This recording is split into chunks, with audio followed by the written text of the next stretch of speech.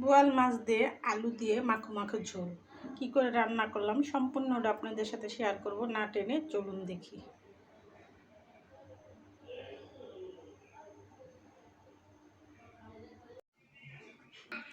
পাঙ্গাস মাছ আর বোয়াল মাছ একই রকম দেখা যায়, কিন্তু এটা হচ্ছে বোয়াল মাছ, এটা পাঙ্গাস মাছ না।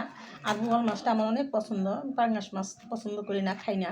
আর এই মাছগুলোর সাথে দেখেন একটা আছে পাবদা মাছ।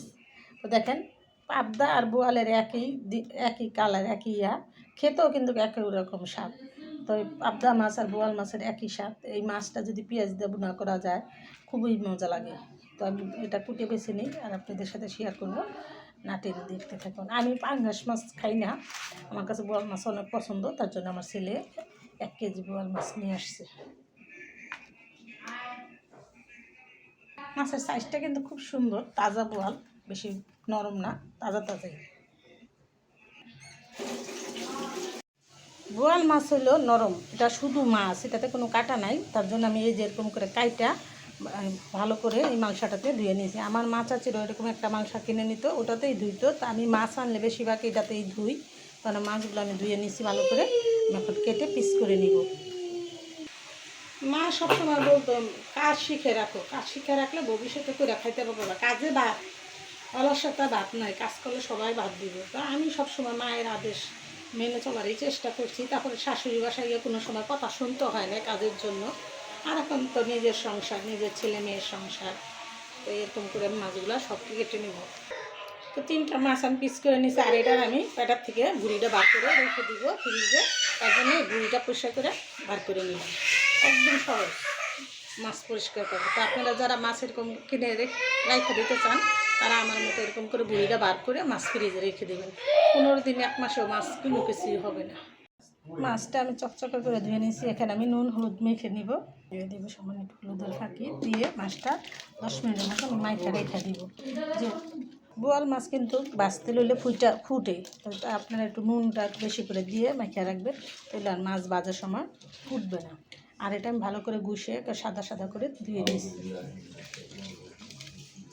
আমরা হলাম মাছে ভাতে বাঙালি, আমাদের মাছ না হলে চলে না। তো মাছ যদি ধোয়া পরিষ্কার হয় খেতেও কিন্তু রুচি লাগে। তো আমি এখন মাছটা হলুদ নুন মাখিয়ে নিলাম, আর এটা 10 মিনিটের জন্য রেখে দেব। মশলাগুলো তৈরি করে নেব।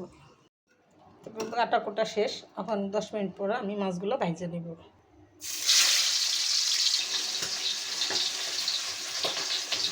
সবসময় রান্নার সময় আপনাদের সতর্কবাণী দিয়ে থাকি, চুলার নিয়ে রান্না করবেন, দুর্ঘটনা এড়িয়ে চলবেন, দেশে যাবে হাজার হাজার জীবন, দেশে যাবে লাখ লাখ টাকা। আমার এই সতর্কবাণী আপনারা মেনে চলবেন, চুলা থেকে একটু দূরে সরে রান্না করবেন।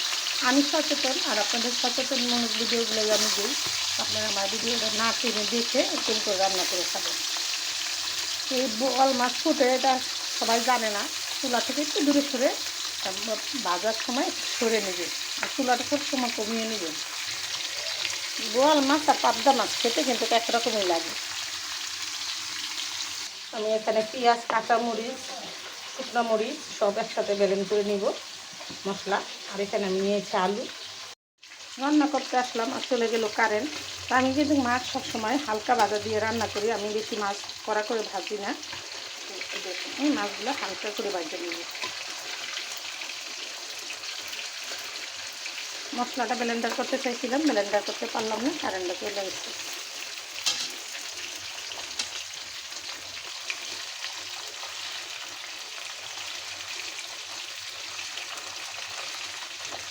মাছ যত হালকা করে ভাজিয়ে রান্না করবেন খেতে কিন্তু খুব স্বাদ হয়।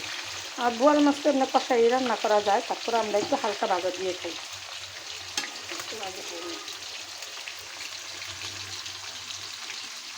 7:30 কারেন্ট গেছে, এখন বাজতেছে 9টা 10টা, কারেন্ট এখন আসে নাই। তো মশলাটা ব্লেন্ডার না করে বাইটাই নিলাম। তো রান্না করতে হলে তো করতেই হবে কাজ, তো বাইটা নিয়ে রান্নাটাই করতেছি, আর আপনাদের সাথে ফুল ভিডিওটা শেয়ার করতেছি, না টেনে দেখতে থাকুন। বুদ্ধি খাটিয়ে কাজ না করলে রান্না বাড়া আগামী কী করে। মশলাটা বেটে নেই, তারপর রান্না করি। বোয়াল মাছ রান্না করে মশলা বাইটা নিলে আরও বেশি মজা হয়। এক হাতে বাটা কুটা সব কিছু করতে হয়, তো টাইম মতো, আবার টাইম মতো ভিডিও ছাড়তে পারি না। এই যে কারেন্ট চলে যায়, কারেন্ট ঘন্টার পর ঘন্টা। কারেন্ট চলে গেছে 1-1.5-2 ঘন্টা হয়ে গেল, এখনও আসে নাই। তো মশলাটা বাইটা নিলাম, এখন রান্না বসাই দিই। মাছগুলো আগে জমে গেছে, বোয়াল মাছ রান্না করে রাখলে কিন্তু জমে যায়। সম্পূর্ণ মশলাটা আমি দিয়ে দিলাম, আর সাথে দিয়ে দিলাম সামান্য একটু নুন, দিয়ে দিলাম 1/2 চামচ হলুদের ফাঁকি, দিয়ে দিব আলু আর মশলা আমি একসাথে দিয়ে ভালো করে 10 মিনিট কষিয়ে নিব। যেহেতু আমি কাঁচা মশলার সাথে আলুটা দিয়ে দিছি, এটা কষাই দেবো, একটু সময় নিয়ে কষাই দেবো। একটু ঝোল দিয়ে দিব, ঝোল দিয়ে ভালো করে 10 মিনিট কষিয়ে নিব। মশলা বাটা পানিটাই এখানে দিয়ে দিলাম।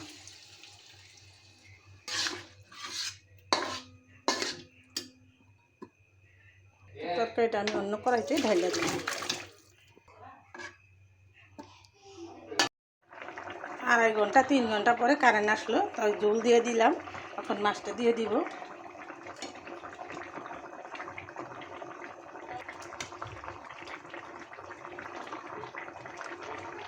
একদম মাখো মাখো ঝোল করবো, এটাতে বেশি ঝোল করবো না। আর আমি সবসময় কাঁচামরিচ দিয়ে তরকারি রান্না করি। আমার তরকারি তত কালার আসবে না, সাদা সাদা কালার, কিন্তু খেতে কিন্তু অনেক স্বাদ। আপনারা যারা কাঁচামরিচ দিয়ে তরকারি খান না, লাল মরিচ দিয়ে খান, একবার হলেও রান্না করে দিয়ে দেখবেন। কাঁচামরিচের তরকারি কিন্তু অসাধারণ স্বাদ হয়। আমার মা চাচিকে দেখছি, এই যে বোয়াল মাছ রাত্রে রান্না করে ধুলে সকালবেলা ঠান্ডা ভাত দিয়ে যে খাইতে কত মজা। যারা না খাইতেন একবার হলেও এরকম করে রান্না করে খেয়ে দেখতে। দিয়ে দিবে এখন কিছুটা জিরা ফাঁকি, তো জিরা ফাঁকি এটা দিয়ে দিলাম। আরও 2 মিনিট রান্না করবো। আর এই তরকারিটা আমি কী মশলা উপকরণ দিয়ে কীভাবে রান্না করলাম সম্পূর্ণটা আপনাদের সাথে শেয়ার করলাম। আমার ভিডিওটা না টেনে দেখবেন। আর এরকম সুস্বাদু বোয়াল মাছ আলু দিয়ে একবার হলেও ভুনা করে খেয়ে দেবেন। আর নতুন নতুন ভিডিও পেতে সাথেই থাকবে।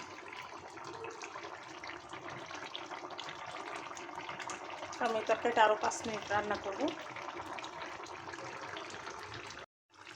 হয়ে গেল আমার মাখো মাখো চুল নিয়ে আলু দিয়ে বোয়াল মাছের তরকারি। তো আমি তরকারিটা রান্না শেষ, আপনাদের সাথে ফুল ভিডিওটা শেয়ার করলাম, না টেনে দেখবেন। আর এরকম সুস্বাদু বোয়াল মাছের তরকারি একবার হলেও রান্না করে খাবেন। আর নতুন নতুন ভিডিও পেতে সাথেই থাকবে।